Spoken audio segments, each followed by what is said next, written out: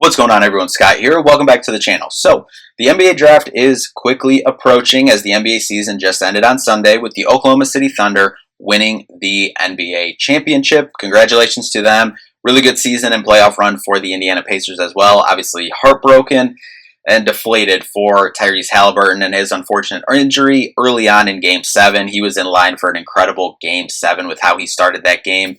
Unfortunate injury. Overall, a really good playoff run for Tyrese himself, the Indiana Pacers, and then obviously the Oklahoma City Thunder. Congratulations to them on bringing home their NBA championship. But now, with the way this NBA schedule is, we are getting right into the NBA draft, NBA free agency coming up as well. And we're going to jump right into the draft because a little bit different this year. Going to be on Wednesday and Thursday. First round Wednesday, second round on Thursday. Like kind of switching it up a little bit, adding a little bit more flavor to things and maybe giving guys a little bit more love in the second round. As you know, when that thing goes on, you know, when it was all night on Thursday night, you kind of get late into the second round and you got guys being drafted as a Taco Bell commercial is going. Like, you know, this hopefully we can get some more love, get all the picks on there and some more analysis and, you know, talking about the prospects instead of, you know, guys getting drafted as a Taco Bell commercial is getting played. But anyway, we're going to jump into our picks here. But first, before we do jump in, if you could just hit that like and subscribe button down there. We'll have more NBA content on the channel. Obviously, still throughout the summer, we're getting right into it. Obviously, we got the draft this week. Free agency coming up next week as well. Right into this thing. Obviously, we just had the big Kevin Durant trade on Sunday before Game 7. So I think it's going to be a very active summer from all the talks out there. So we'll be here to talk it all, but just make sure to subscribe so you don't miss a video. So at the first pick, the Dallas Mavericks obviously winning the draft lottery about a month and a half ago. We talked about this, and it's Cooper Flagg. There's no discussion here. It's Cooper Flagg joining Kyrie, Clay, Anthony Davis, Daniel Gafford, a really athletic team. I think especially in the front court, as Cooper Flagg, we'll see, I think, kind of how he develops year one and how ready he is year one will depend on what Dallas is able to do and where they're able to position themselves year one. At the number 2 overall pick, it was the San Antonio Spurs at number 2, but we talked about this in our video back with the draft lottery. I didn't think that there was any way that the San Antonio Spurs are going to stay at the number 2 pick, given that, you know, the guys that are being talked about for the number 2 pick, Dylan Harper, point guard, shooting guard. You have VJ Edgecombe, a 2 guard. You know, you can go back and forth with either one of those, but those are the next 2 players after Cooper Flagg. San Antonio Spurs obviously just traded this year for De'Aaron Fox. You got the rookie of the year in Stephon Castle. You got Devin Vassell at the 2 guard as well. Do not need another guard really like that. You're kind of just creating a backlog in there, or you're playing super small. So I always thought that they were going to trade out. I have them trading out here as well. I have them trading with the Utah Jazz, should I say, for the number 5 pick and the number 21 pick for the number 2 pick here. And I got the Jazz coming up to take Dylan Harper, give them a point guard to pair with Lauri Markkanen there and see what they can make work there. Obviously, there was talk last summer about Lauri being traded. You know, obviously it didn't happen. Still talks this summer. I don't think it'll happen either, especially if they're able to pull this off, bring in Dylan Harper, see what you can do there, create something there. At the number 3 pick, Philadelphia 76ers should be ecstatic if VJ Edgecombe is still there. Obviously, Coop is the number 1 overall player in this draft. People go back and forth. Dylan Harper, most people are on Dylan Harper, VJ Edgecombe right there. I'm kind of the opposite. I kind of got VJ Edgecombe in the NBA a little bit more than Dylan Harper. I still think Dylan Harper is going to have an incredible career, especially if he is able to, you know, pair up in that Utah, you know, situation there with Lauri and, you know, Walker Kessler there catching lobs. I mean, it could be a good situation there for Dylan Harper, but I just think, you know, NBA ready right now. I got VJ Edgecombe, and I got him going to Philadelphia with the number 3 pick. Just have Tyrese Maxey as your, you know, ball handler. You got VJ Edgecombe, can score the ball. Then obviously you still have, you know, an MVP in Joel Embiid. So good situation, I think, there for Philadelphia. At number 4, the Charlotte Hornets. I got them staying pat. Obviously, you still got LaMelo Ball there, you know, at the point guard position. I got them bringing in a Trey Johnson from Texas, coming in, giving them some scoring punch at the 2 position as they try to, you know, continue to evolve here. Brandon Miller at the 3 guard as well. So that's where I got at the 4 position. At number 5, the San Antonio Spurs. I think they're going to win this draft. And at this number 5 overall pick. The reason they traded out of the number 2 overall pick is they don't need another guard. So they're getting someone who can play guard, but I got him projected kind of more as a small forward in this league. He can play the 2 as the 3 as I said, but 6'7", from Duke, Kon Knueppel, bringing in some shooting on that wing, I think, adds to an already, very intriguing San Antonio Spurs roster going into next year. Up next at number 6, the Washington Wizards. Obviously, you still got Jordan Poole there. You got Alex Sarr, your first-round pick from last year, and then Chris Middleton coming over from the Kyle Kuzma trade. I got them taking a dynamic point guard, shooting guard, in Jeremiah Fears from Oklahoma. Had an incredible freshman year, scoring the basketball, creating for Oklahoma. Had them in the top 10 at the beginning of the year. Had them playing really well, obviously playing in a tough SEC, but Jeremiah Fears, I got going to Washington at number 6. Then number 7, New Orleans Pelicans. I have taking Ace Bailey. Coming into this year, he was a top 2-3 player in this draft, but the draft process has been kind of weird for him, not working out with teams and private workouts, whatnot. So kind of weird. So I have him sliding a little bit. There's always going to be someone that slides. So I have this being Ace Bailey just because of that stuff going on. But New Orleans Pelicans getting him at 7, I think that's an incredible get. When you get a top 3-4 prospect, in my opinion, in the draft, and you get him at 7, that's obviously really good value. At the number 8 position, I have the Brooklyn Nets. They have, I believe, 4 first-round picks this year, and I have them taking Kasparas Jenkins from Illinois. Obviously, we're a Michigan State channel here, so Big Ten channel. We faced Kasparas a couple times this year. He's a really good player. Seeing him in the Big Ten this year, I think he's going to do good things in the NBA as well. We'll see how ready he is, but I don't think Brooklyn is ready to compete and win right now. Obviously, they have good players on their roster. Cam Johnson, Cam Thomas as well, like both of them. But, I think a good young piece for Brooklyn to continue to build with, along with their 3 other first-round draft picks that they'll have just this year. I'm not going to do many trades. I did the one trade. I don't think, I'm not going to do many trades in this one. There'll obviously be more than one trade. But I don't think Brooklyn will keep all 4 of their picks. That just seems kind of silly. But, for this exercise, that's the conversation we're talking about. At number 9, the Toronto Raptors. I think this lines up perfectly for them to take a center, Kamin Malawach out of Duke, one of my favorite prospects in this draft this year. Obviously, they're talking about, possibly listening to trade offers for RJ Barrett, but I'm curious how that looks. Obviously, they still got Scotty Barnes there. Quickly is still there. So I think this would be a good pick for Toronto and a good fit for Malawach as well. And then at number 10, obviously a part of this Kevin Durant trade, Phoenix Suns are now back in the lottery, getting a first-round draft pick here at number 10. And listen, I think this lines up perfectly. This is where, I've had them where other people I saw, it kind of a range, but very weird not invited to the draft lottery when it seems like a pretty much foregone conclusion that he's going to go in the lottery.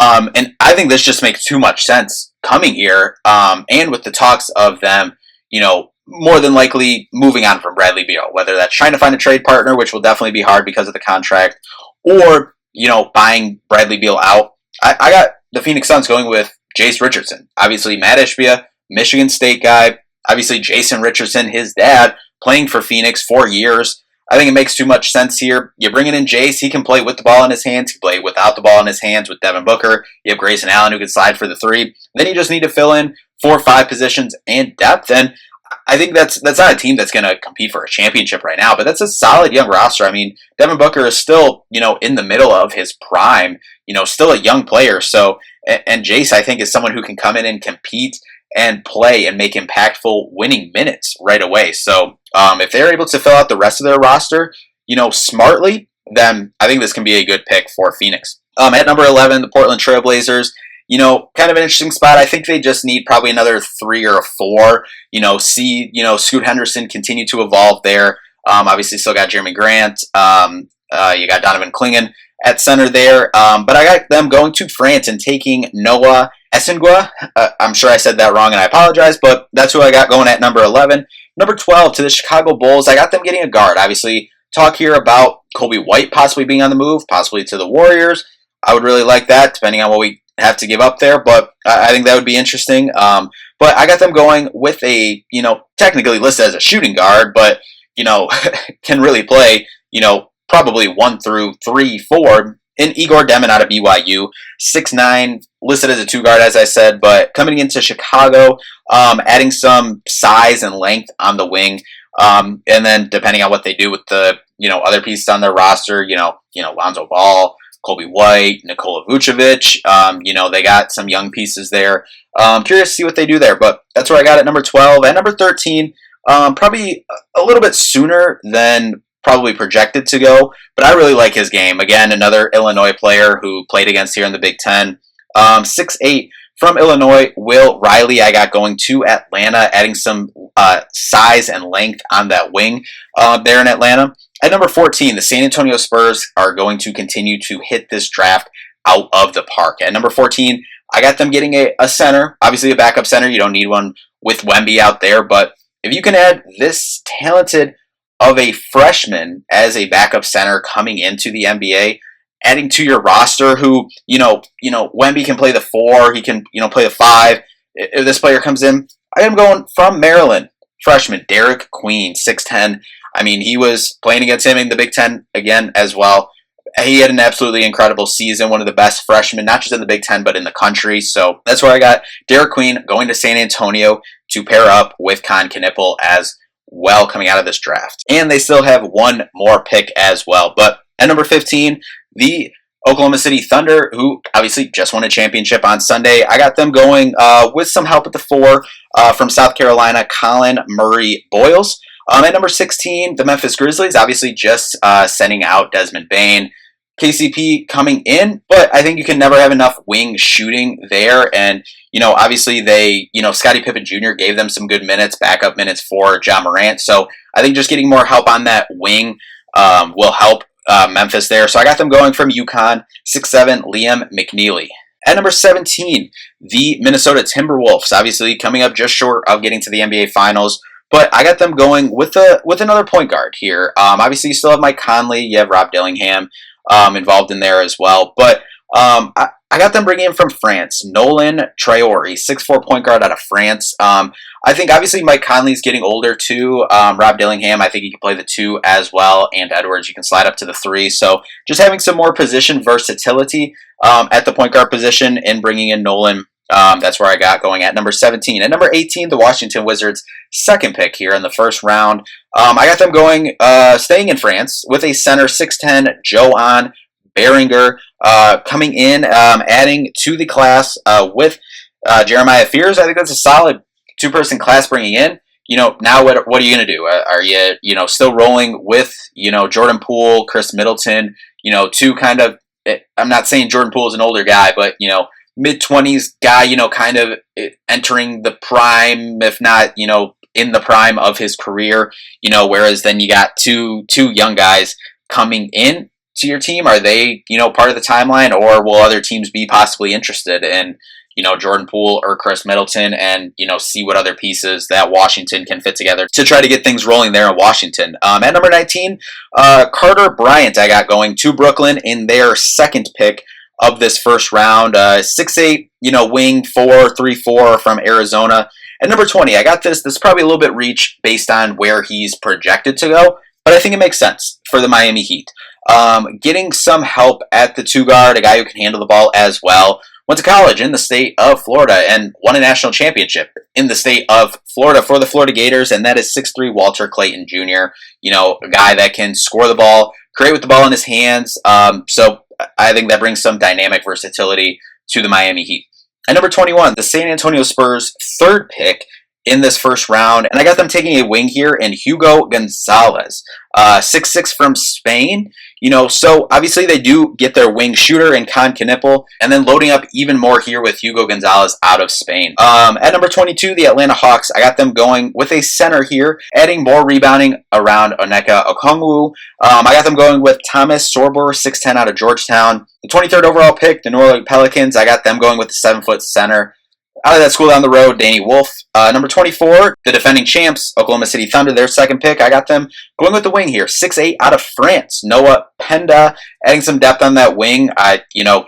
Everyone can use wing help in this league, but how the NBA is, so I think that's obviously a good pick for them.